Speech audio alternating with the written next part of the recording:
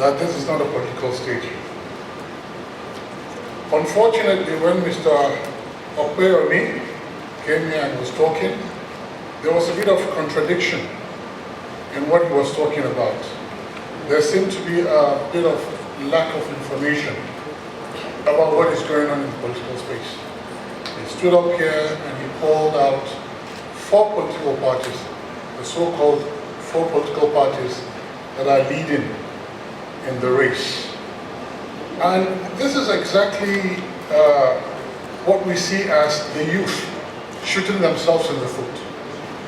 Because we have been here for 24 years. Every 4 years we go to the polls.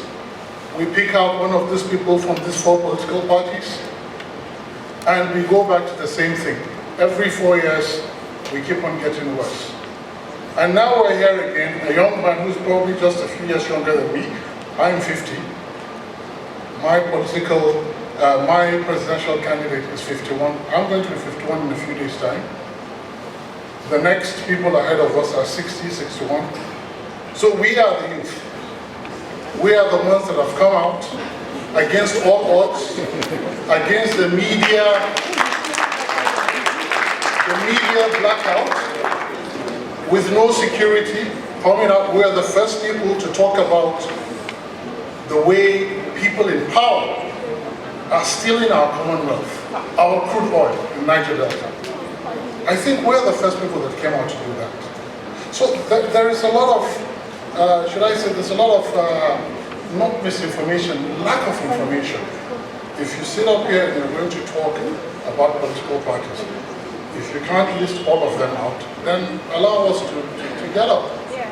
But we came here out of respect for this organization, because we believe that yes, indeed, the youth are the future. We are the future of Nigeria.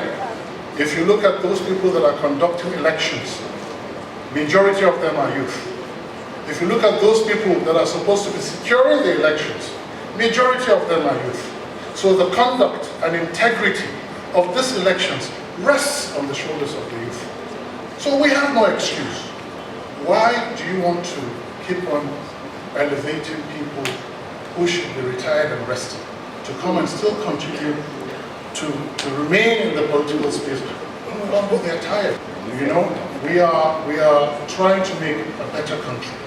There is no way that we can keep on saying that, look, we want to change this country, and we keep on doing the same thing over and over again. It doesn't work that way. On this note, I would like to say that the SDP endorses the peace accord being championed on the Ready to Lead Africa and the Democratic Party. The event is actually quite important because, like I mentioned on stage, majority of the people that will be managing the affairs of the elections are youth.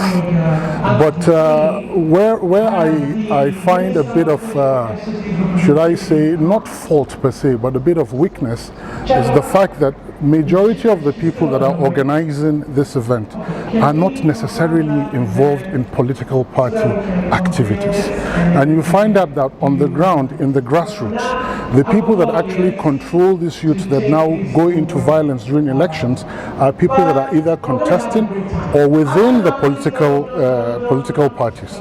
So it is important that people like this, who are organizing wonderful events like this and workshops, should also be part of the political process. Because if they are part of the political process, this sort of things will be much easier to implement. Well, the thing about it is that the SDP has always been about peace and progress. If you can recall the history 30 years ago, with the situation in the country, late MK Abiola came out with the slogan, "Farewell to poverty."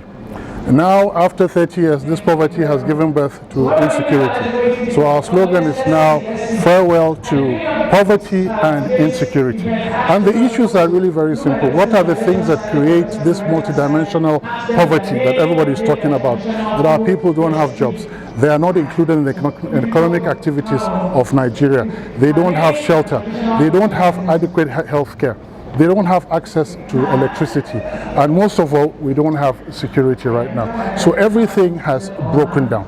So yes, we're trying to push for a situation whereby we can reverse this trend, because it's only when we reverse this trend that we can actually organize ourselves as Nigerians and take our proper place on the African stage. You know, one of the things that you have to realize as well is that if you're a tiny party and you have big monster parties on top of you, if what you're doing is what they can see clearly, they'll find a way to just step on you and you cannot do anything. A lot of what we're doing is directly in the grassroots. We're visiting the grassroots.